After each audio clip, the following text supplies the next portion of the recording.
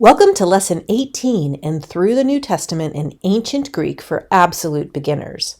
My name is Helena Stay, and I'm your guide as we read through the New Testament in its original, beautiful language, the language of ancient Greece, which coincidentally was called Helena Stay.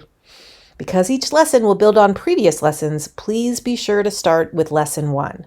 And don't forget to like and subscribe to my channel if you feel so led. Let's get started. In today's lesson, we are going to read through Matthew 8, verses 1 through 17, which covers the leper's prayer, the centurion's great faith, and the incident when Jesus heals at Peter's house. The topics that we'll be covering as we go through these 17 verses is first an overview of the verb tenses, moods, and voices. Then we're going to talk about the genitive absolute construction, which is when you have a noun or pronoun in the genitive, in addition to a participle in the genitive.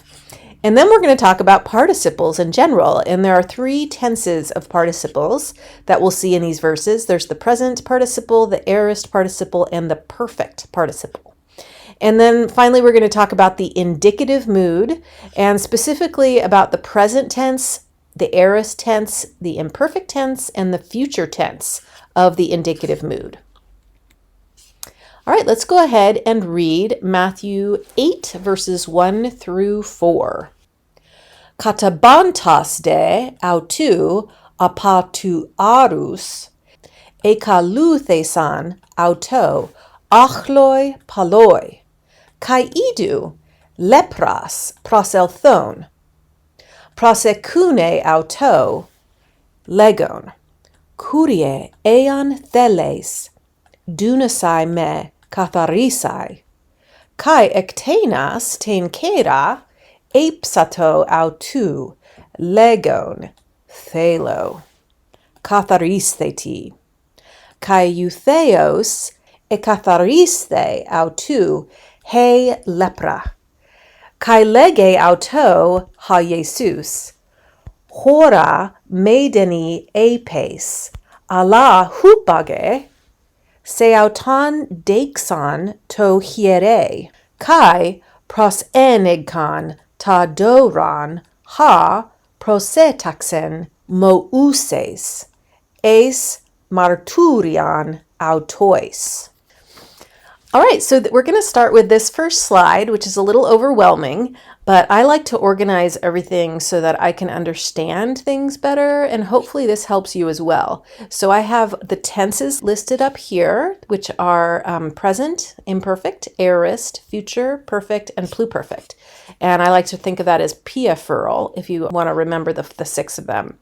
There are tenses within this next category is moods and non-finite verb forms.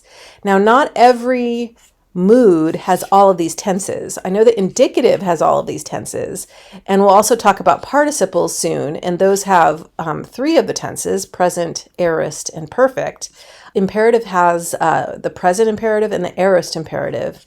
Optative doesn't have tenses. Subjunctive does. So the indicative and the subjunctive have the most tenses. But we'll get to those as we go through. No need to worry about that now. So our tenses are present, which is I colored prune. That's for something that's happening now, or it's a general truth like love is wonderful, or something that happens in the near future. I work next week, we say in English. And then there's also one other category for present is what's called the historical present or the historical narrative. And that's when you hear something like Jesus says to the crowd. And obviously that happened in the past, but the present tense is used as kind of a narrative technique in historical literature. All right, and then imperfect is something that happens in the past and it was ongoing. In English, we have a way of forming this tense using present participle with the past tense of the verb to be. So you could say, I was going to school when I had a car accident. So you would say I was going, meaning I was on my way. I was in the process of going. And then when something happens quickly, like I had a car accident, That would be what we call the aorist tense in Greek. So that happened in the past and is complete. So that's kind of more of a past tense that we're used to using. We'll use be with the present participle, was going or was doing, for the imperfect. And then in the future, of course, if something happens in the future, it'll be in the future tense. And in English, we always use the word will. So it's kind of a helper verb. I will go, I will do. And then in the perfect tense is when something has happened. And in Greek, you generally will have a new state that has arisen as a result of that happening. So I have been baptized. So now I'm in this new state of being baptized. You'll see it with baptized, or Jesus has been resurrected. So that would be an example of how now he is in an alive state in his new resurrected body. So usually perfect will go with something that happened in the past but results in a new state of being. And then we have pluperfect. We actually use the past tense of the have or had with a past participle in English to indicate this. So I had been single for 20 years when I met the man who's now my husband. So that would be an example, had been or had done before something else happened in the past. So it's kind of an indicator of a past event that precedes another past event. So the colors, I don't know if they'll help you. I'm using the colors as we identify verbs in the future, but we have prune, imperial red, army green, fuchsia, periwinkle, and plum, piafurl. And then we have a superset, which is moods and non-finite verb forms. The non-finite verb forms are the infinitive and the participle. And then there's 4 moods, which describe the mood of the speaker as he or she is saying something. So objective reality is when you're talking about things that are currently happening. So you're not thinking about things hypothetical. Hypothetical reality is subjunctive. And we have this a little bit in English, but not as much as in Greek. They use it quite a bit in Greek when something's hypothetical, like if something happens or whenever you do something. In English, we might say may or might. Whenever you may pray, always blah, blah, blah. So it's kind of like something that's not actually happening, but could be happening. And then optative expresses a wish, like may it be so is a way we'd say use the optative in English. Imperative is a command. So when you ask somebody to do something like go tell the priest, that's going to happen in this section of scripture that we're talking about today.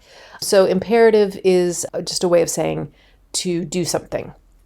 And then infinitive and participle are non-finite, so they basically express the verb as a noun or an adjective. So it's kind of like it's lost its place in time a little bit. Participle has a little bit of an understanding of time, but especially the infinitive, it could be any time in time and space. So an example in English, to be, to go, to have, to love. We use the helper word to. Before the verb to express the infinitive. So here you can see to be a parent is wonderful. That would be kind of using it as a noun. Or I love to go. So to go is like a noun because you love that thing, which is to go to the movies or whatever it is. All right, now participle is like a verbal adjective, which by itself can also be used as a verbal noun. So a substantive use of the adjective. So being in English, we use ing for the present participle. And all we do with the past participle is basically you use having been with the past participle of to be. So being a teacher, so that's describing me. I am being a teacher, or being a teacher, I know how difficult it is. Or having been a teacher, I know what they go through. So those are examples of using a participle in English, the being and the having been. All right, now within the tenses, these are a little out of order. I did them in this order because this is how Bible Hub lists them. They first give you the tense, then the mood, then the voice. But the moods are kind of the superset, and then within the moods are the tenses, and within the tenses are the voices. So an active voice, apple green here, is when the subject is doing the action. All right, so I save money. So I am the one saving money. So this is an active tense. Now, middle tense is when the subject is doing the action by itself or for itself. And you'll hear this a lot in ancient Greek with verbs of motion and verbs of speaking and answering, kind of reciprocal verbs. It's something that the subject is doing. And generally they're intransitive. That means they don't have a direct object. So they might have an indirect object, like I am going to the beach. To the beach would be your indirect object. But I am going, in Greek, you would use the middle tense. And we'll see a lot of these middle-only verbs, which are generally speaking and motion, reciprocal actions, or when the subject is doing something to it himself or herself. Here you could say, I save myself. That would be the middle tense, as opposed to I save money, I save myself. And then the passive is when the subject is receiving the action.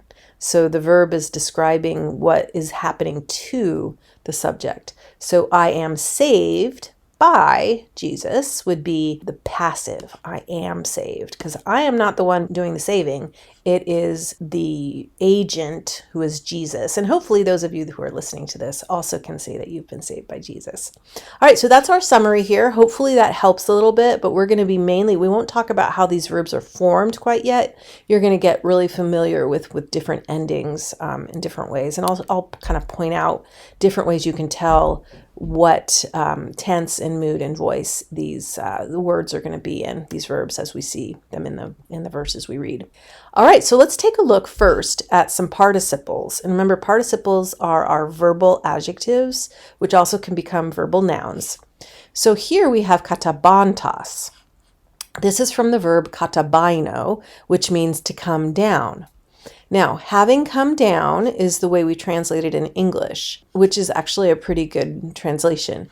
This is aorist participle active. And now aorist indicates that the participle happened in the past. So in English, we talk about that with using the word have. So I have come down, as opposed to coming down, which is happening now. I have already come down. All right. Next over here we have a leper having come. This is from the verb proserchomai. Proserchomai. Erchomai is come, and proserchomai would mean come towards. In this case, it is also an aorist participle active. So it's describing the leper. The leper has come. So here, Jesus has come down from the mountain, and great crowds followed him. But then behold, a leper had come. All right, so that's kind of a description of the leper. You're going to have a lot of participles in Greek, where in English we wouldn't have an adjective. It's more, we would have like a subordinate clause. We would say, a leper who had come to him, basically, was worshiping him. So proselthon is going to be, this participle would be a lot more common in Greek than in English. We'd usually just have a subordinate clause, who had come. And then legon. So this, again, is describing the leper. He had come, was worshiping Jesus, saying, Lord, if you are willing, you can cleanse me. And having stretched out the hand, he touched him. Now here, it's understood from context that this he is going to be Jesus, right? Because Jesus is the one who's going to touch him, which was an amazing thing, that the guy was a leper and Jesus was willing to do that. Jesus stretched out his hand. So in English, we would say, having stretched out his hand, or Jesus stretched out his hand and touched him. We wouldn't necessarily use a participle here, but in Greek, it happens all the time. And this is aorist, meaning it happened already. So it's in the past, having stretched out. So as opposed to, if it were a present participle active, it would be translated, stretching out his hand, he touched him. But this is he having stretched out his hand, then he touched him. Stretched out happens first. All right, and then again, legon. Legon comes from lego, to I say or to say. He says, I am willing. All right, so those are our 5 participles in these verses. Let's go ahead and take a look at this first one and understand why it's in the genitive. You'll see here it's an aorist participle active, genitive masculine singular. And basically, why is this in the genitive? Or you might wonder, like, it doesn't have anything to do with of something. Like, usually use the genitive for like possessive or, a characteristic of something. But having come down now, he, and notice autou is also in the genitive. Genitive, masculine, third person singular. So this expression here, having come down from the mountain, is what we call a genitive absolute construction. And that's just basically a way of describing something that happens later in the sentence. So it's kind of like a subordinate clause that sets the scene for what's coming next. So having come down from the mountain, great crowds followed him. Now again, great crowds is the subject, right? So great crowds followed Jesus, and after followed, you use the dative here, akalutheo. But great crowds is the subject. However, over here, we can kind of understand from this that the subordinate clause is describing Jesus, right? So having come down from the mountain, great crowds followed him, right? And the reason is because he, autou, instead of auton. So auton would be for the crowds, but here we have autou. So we know that it's Jesus came down from the mountain and then great crowds followed him.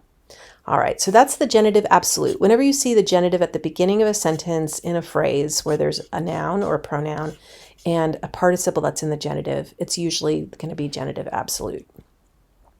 All right, let's go ahead and read these next verses. Eis elthontos de autou, eis Capharnaum, pros eothen auto, hekatan tarkos, parakalon auton, kai legon, kurie, ha pais mu, bebletai ente oikia, paralytikos, denos basanizamenos, kai lege auto, ego elthon therapuso auton.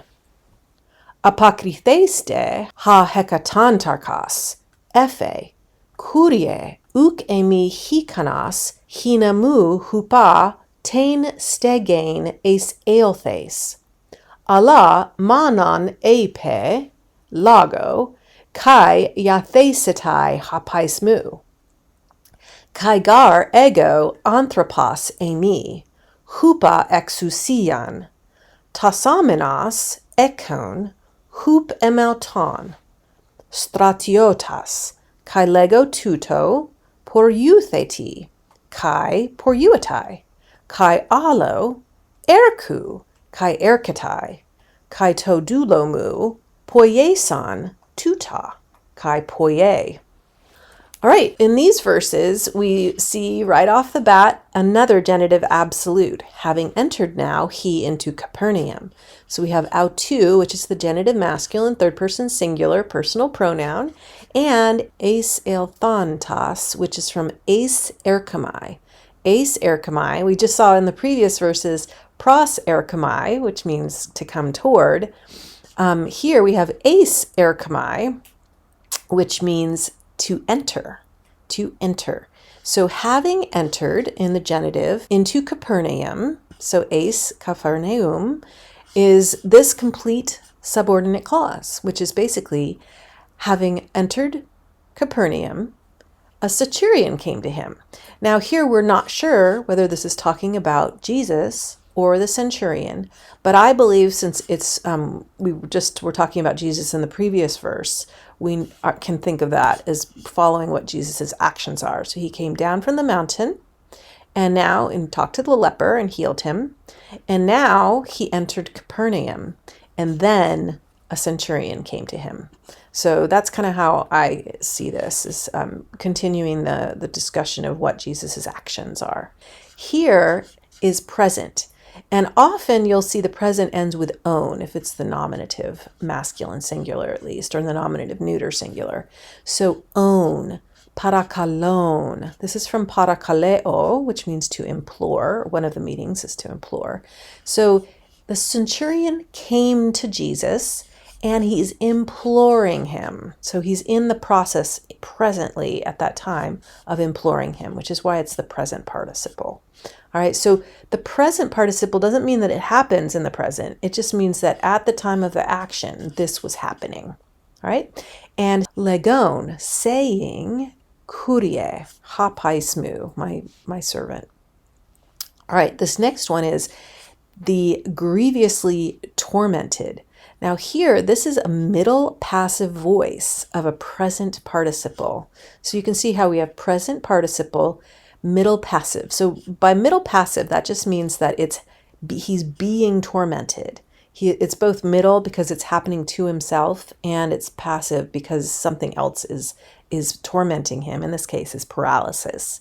So basanizamenos.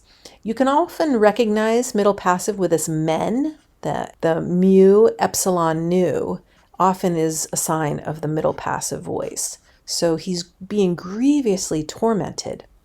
And then over here, Jesus says, I, having come, will heal him. So elthon is aorist. Basically, the order of operations here is Jesus is going to first come to his house, to the centurion's house, and then he will heal the servant. So it's obvious that first Jesus is coming and then he's healing with the aorist. It means that it happened before the next verse. And then it's also obvious because this is in the future indicative active. All right, so elthon, I have come to the house and then I will heal him. But answering, the centurion answers, apokrithes de. So having answered, he said. So interesting.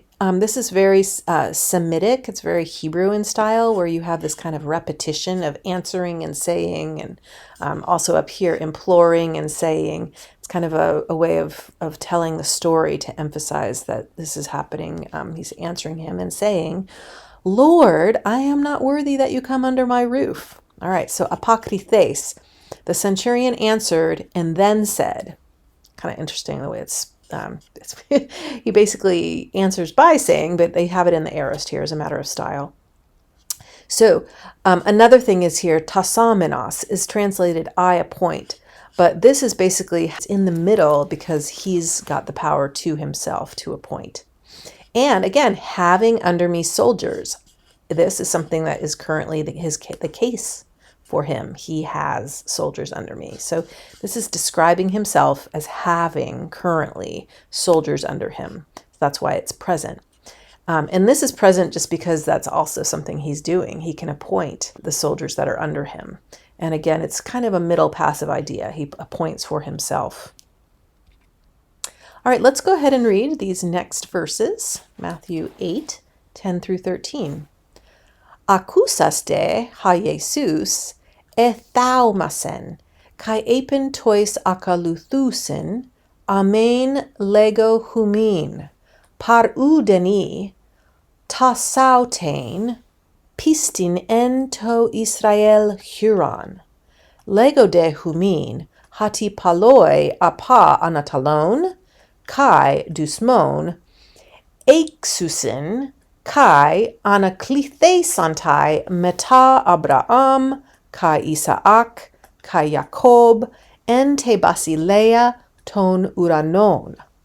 Hoide huioi tes basileas ek blethe santai eis ta skatas, ta exoteran. Eke estai ha klauthmas, kai ha brugmas ton adan ton. Kai epen ha Jesus to hekatantarke, hupage, hos epistiusas genetheto soi. Kai yathe ha paisautu en te hora ekene. All right, what's going on here? First of all, let's take a look at the participles. We have having heard now, Jesus marveled. You can tell this is a common way of writing in ancient Greek. So Jesus marveled, but it explains here he just heard what the centurion said. So having heard what the centurion says, Jesus marveled. So again, order of operations, he heard it first, then he marveled. All right, so it's kind of obvious that he marveled as a result of hearing, but you can see that that's going to be very common. You'll have this past participle followed by your postpositive de, and then the subject did something. And he said to those following. Okay, so now the verb here is akalutheo, and this is a present participle that describes the people that he's talking to. Those are the ones who are following him. truly I say to you, and so forth. All right, let's look at the next group of verbs. Now, here are all of our indicative verbs. Indicative is we're talking about objective reality, not hypothetical reality. Jesus marveled, ethaumasen, marveled. And then apen is another aorist from Lego, the verb Lego, except in the past it's kind of like in English we say I go, and then past tense is I went. Went and go don't sound anything like each other. So Lego, let me go ahead and write it out for you guys. In the present, it would be Lego. But in the past, it's apen. And you'll become very familiar with apen. That's a very common verb. And again, Lego. I guess I didn't have to write it, did I? Truly, amen. That should sound familiar. Amen. Truly, I say to you, I have not found anyone. So in English, we would say, I have not found anyone. And in ancient Greek, is I have found no one with so great faith in all of Israel. All right, so Huron, this is an interesting one here. This comes from heurisco, and that's with a rough breathing mark. Heurisco. All right, so heurisco is I find. In the past, it shortens to just Huron, I have found, or I found. So in English, we would say I have found. That kind of sounds like the perfect tense, but it's actually, in ancient Greek, it's the aorist tense. In other words, it's just happened in the past and it's done. I have found no one, udeni, with so great a faith. So here, notice how in all of Israel, such a great faith. So I have not found anyone with such great a faith in all of Israel. Huron is actually probably the origin of Lake Huron. I'm pretty sure. For some reason, somebody was looking for water, and when they found it, they named the lake Huron. I have found the water. All right, again, we have Lego, which is I say to you. And then will come. Here we have future. Future, indicative, active, third person plural. Will recline. Here's another sigma, santai. Anaklithe santai. Let's make that go away. It's hard to see. This sigma here is a sign that it's future with a third person ending, antai. And then this theta here is a sign that it's passive. So here we have future, indicative, passive. The theta is an indication that it's passive, not always, but a lot of times when you have a passive verb, you'll see the theta.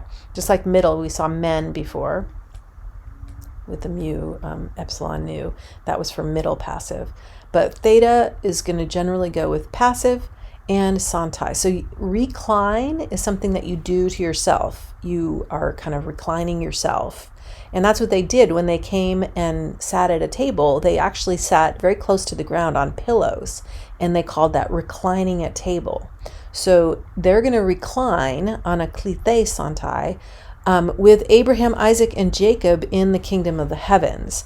Many are going to come, but the sons of the kingdom will be cast out. Again, we have this they, and then the sigma indicating future. So future, indicative, passive, third person plural. And you'll notice this antai is common between those two. That is a common ending for the third person plural, or for they. They will be cast out into the outer darkness. All right, and then here we have another future. This is from the verb ami. Ami is I am in present tense. It's the verb to be. In ancient Greek, we would just use the first person singular present to describe what that verb is. In English, we would say to be. We use the infinitive. But in Greek, you use I am, basically. So the verb is ami, meaning to be. And this is the third person singular future. There will be. Estai. Estai haklautmas kai habrugmas. Tone adon tone. Not a good situation. Weeping and gnashing of teeth there will be in this outer darkness. All right, and Jesus said, okay, again we have apen, should be very familiar. You're going to hear apen a lot, Lego and apen. Jesus said, to hekatantarche, Hecaton, by the way, is the word for 100, because a centurion, just like the word century, is a man over 100 soldiers. So hecaton tarche, ruler over 100. Jesus said to the centurion, go. Here we have an exception. I was only going to include the indicative, but I wanted to include at least one exception here. This is imperative, present, imperative, active, second person singular. Go, go, hupage. As you have believed, be it to you. All right, so another aorist tense. This is you believed. So in English we would say you have believed, but in ancient Greek it's aorist. It's not perfect. The perfect tense is basically in English would have the have. But you believed in this way. You believed that the servant could be healed without me being there. Therefore, may it be to you. And here is a really cool example of a third person imperative. We do not have third person conjugation for imperative in English. We have only second person singular, and basically second person singular and plural are the same. So go. We don't have something to indicate go to another person or be it. In Greek, maybe we would probably say so, let it be, or let him go, or let it. We usually use that kind of a formation, but there's an actual conjugation, genetheto, and you'll usually have eto or ato at the end for that third person singular command. Let it be to you. And the servant, hapaisautu, was healed, yathe. There's aorist. It happened. It was done. Yathe, at that hour. Let's go ahead and read this next set of verses from Matthew 8, verses 14 through 17.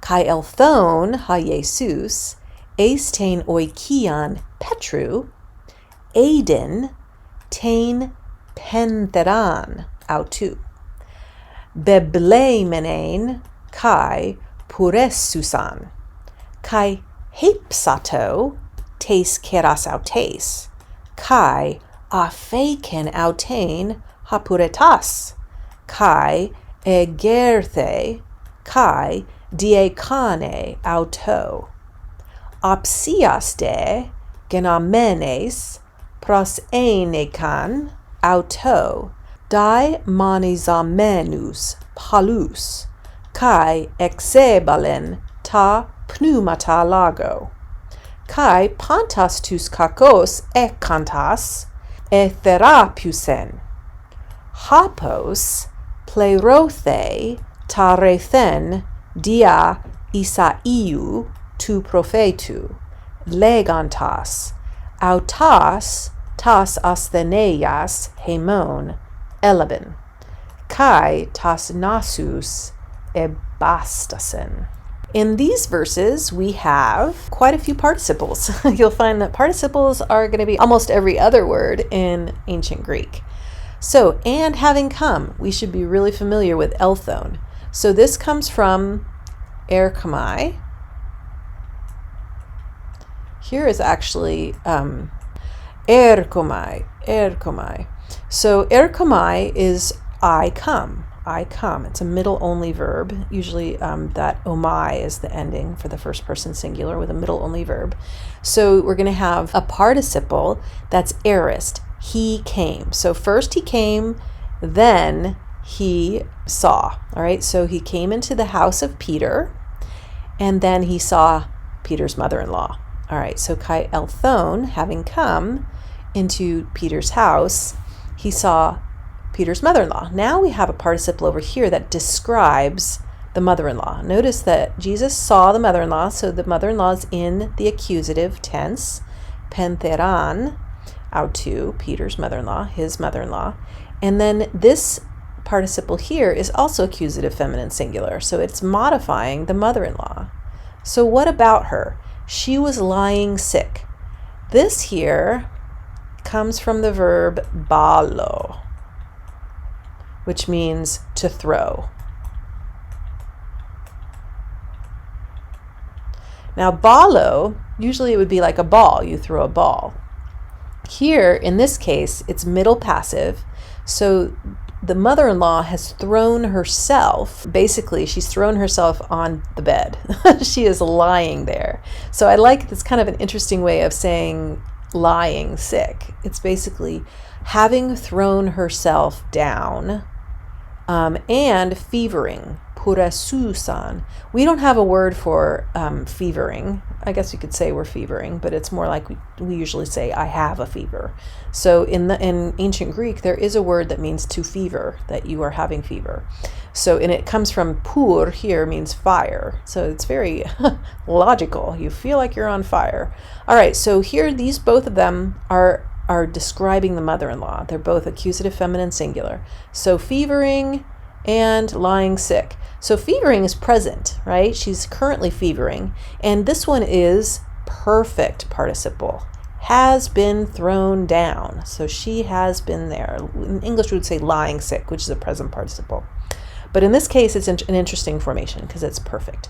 Perfect participle. Now, I wanted to mention a clue with perfect is you'll have this what's called reduplication.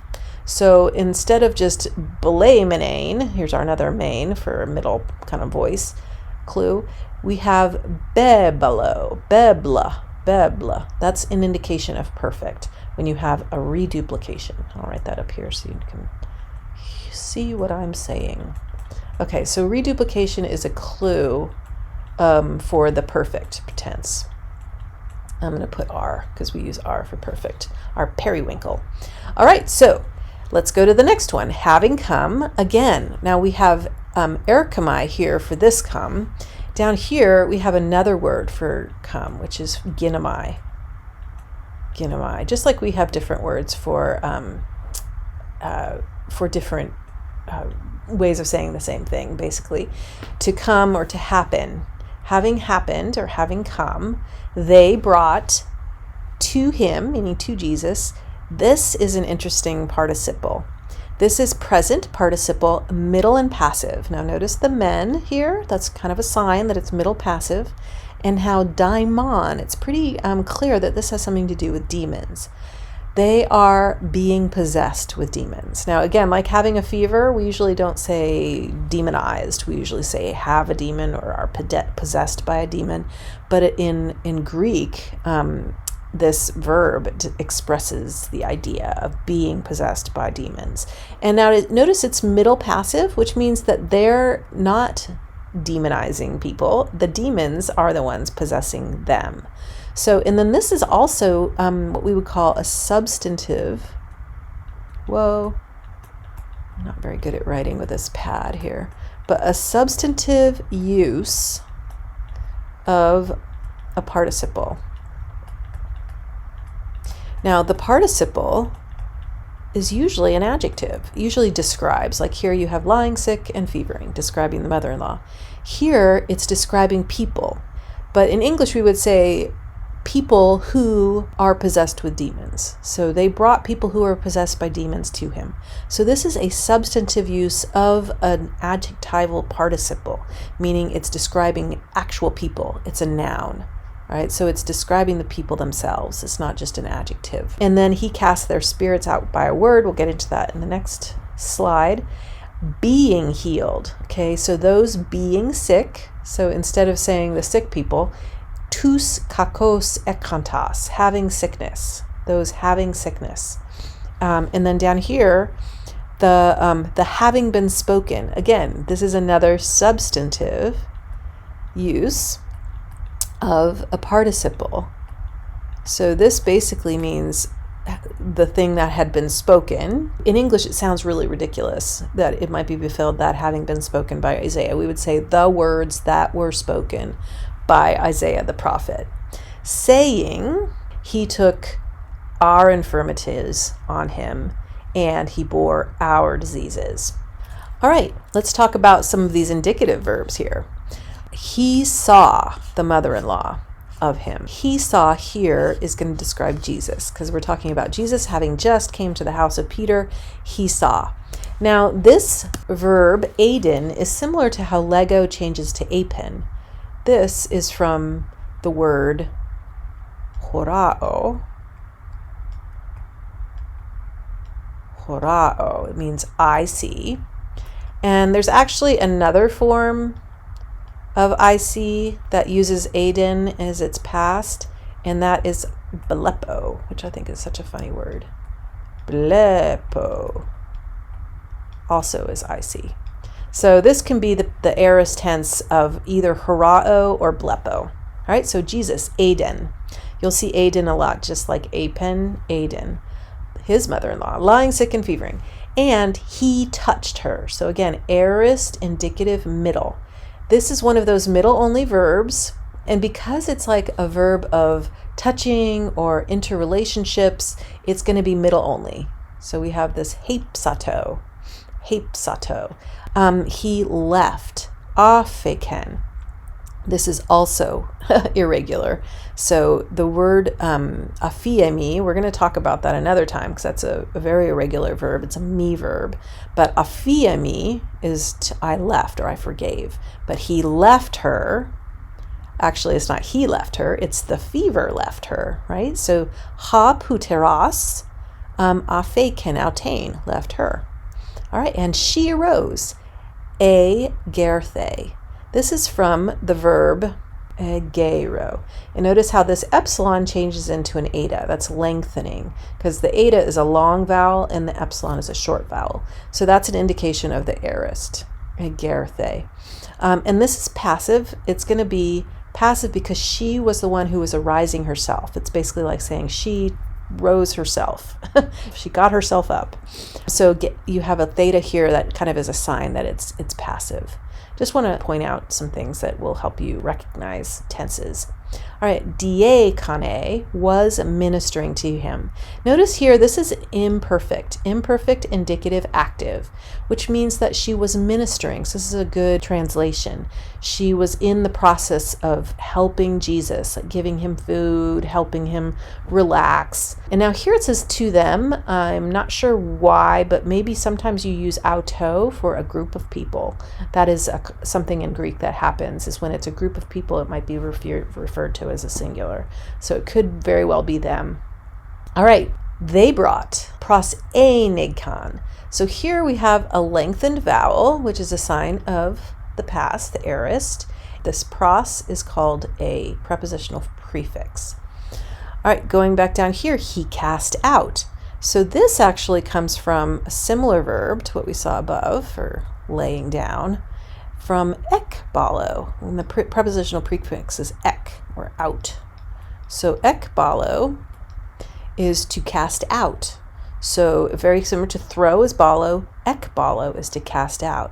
And then when you put that into the past, you actually add the augment after the prepositional prefix. So don't worry about understanding why, but notice that it's exe balen, because balo would normally have the prefix before it. And so they think of the ek as going in front, even when it changes to exe balo. And notice how it changes from a kappa to this xi.